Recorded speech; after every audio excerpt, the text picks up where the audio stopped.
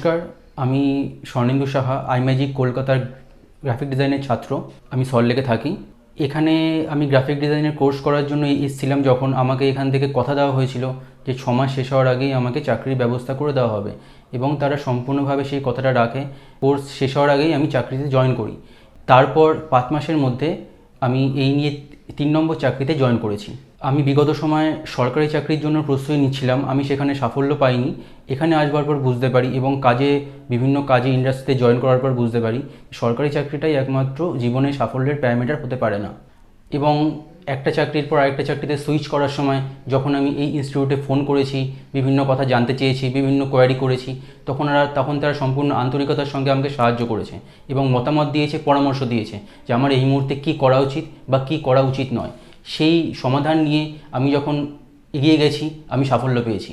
ঠিক হয়েছে। এবং আমাকে এরকমভাবে চাকরি দেওয়ার জন্য, আমাকে সাহায্য করার জন্য আইম্যাজিককে আমি অত্যন্ত ধন্যবাদ জানাই।